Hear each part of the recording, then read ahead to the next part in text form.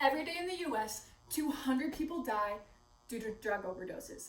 128 people out of those 200 died to opioid overdoses.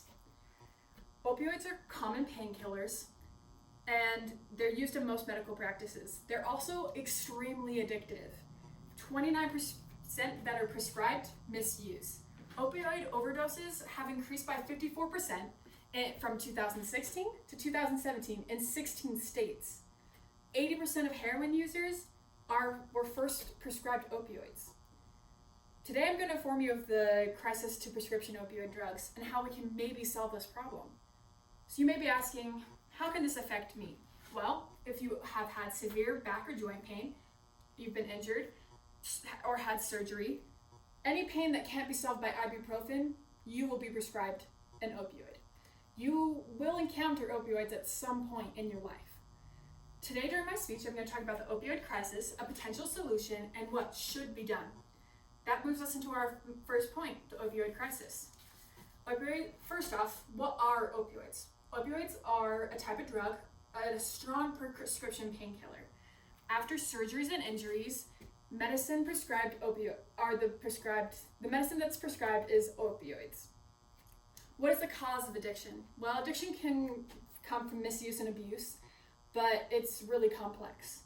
The U.S. National Library of Medicine says this condition results from a combination of genetic, environmental, and lifestyle factors. Opioids have a high potential of causing addiction in some people, even when prescribed appropriately and taken as directed. Opioids are just so dangerous because misuse and abuse are not the only factor in addiction. The risk of addiction is so much higher because some people can take as prescribed and still be addicted. What are the effects of opioids? The main effect is addiction. Addiction destroys families, ruins lives, and wrecks careers. Medically prescribed opioids can turn everyday people like you and me into addicts. Drugabuse.gov gives this statistic. In 2017, an estimated 1.7 million people in the US suffered from disorders related to prescription opioid pain relievers. So what is the solution to this problem? That brings us into our second point, which is the solution is medical marijuana. First, what is medical marijuana? Medical marijuana has many chemicals inside of it, called cannabinoids. There are two main chemicals in it. Tetrahydrocannabinol, which is THC, and cannabidiol, which is CBD. THC is the psychoactive part in the plant. That's the part that gets you high. And CBD doesn't give any psychoactive experiences, and you don't feel high when you take it. Medical marijuana has a very high concentration of CBD, so you don't ever feel high when you take it. Recreational marijuana, however, does have more THC in it, so that's why you get high when you take it. What is medical marijuana used for? DocMJ.com says arthritis, anorexia, Alzheimer's, AIDS, Crohn's, cancer, eating disorders, glaucoma, mental health issues, muscle spasms, and multiple sclerosis.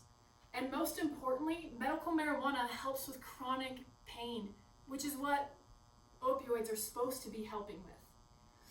Why medical marijuana? Well, medical marijuana has the same pain relieving properties as opioids, and they're much safer to use. Well, opioids are highly addictive, and overdose is a major problem. Coastal Integrative Medicine.com states with medical cannabis, overdose is almost non-existent, making it a safe alternative to prescription drugs.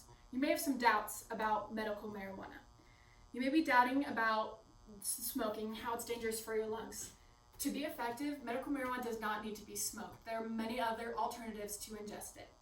You also may doubt frequent marijuana use can affect short-term memory and can impair cognitive ability as well.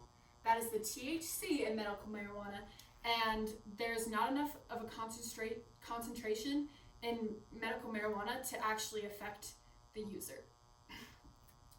Medical marijuana has the ability to answer the impending opioid problem and safely give people relief without serious addiction or overdose. So what can you do? which is my second point. My third point. First, if you're anything like me and you didn't know much about medical marijuana or prescription opioids and the crisis, you can educate yourself on the issues and learn more about them.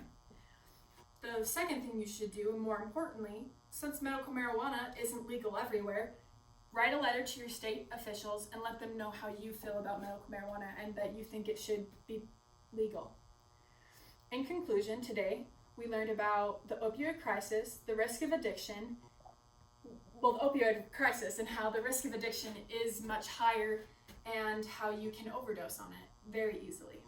We learned about a possible solution, which is medical marijuana, and how pain relieving and how it has the pain relieving properties that opioids have, and you can't overdose on them. And we learned that if we familiarize ourselves with the topic and write a letter to our state officials, there is a possibility that we can save lives. There's a story of Anna Marie and her son Christopher. This is him in the middle. On a website, Centers for Disease and Control Prevention, it states, Anna Marie's son, Christopher, was a great student and a gifted baseball player. When he was 20 years old, Christopher was in a minor car crash and was prescribed opioids for his back pain. Christopher's tolerance grew quickly and he sought out doctors who prescribed him more opioids. His intake went from 1 pill a day to 25. Anna Marie tried to admit him into facilities, but he was either rejected or kicked out. Without help, his addiction persisted and intensified. Within 2 years, he was beginning to use prescription opioids, and Christopher overdosed and died at age 22. We can't let stories like Christopher's keep happening. We need an answer. The answer is medical marijuana. Today, write to a senator and save lives today.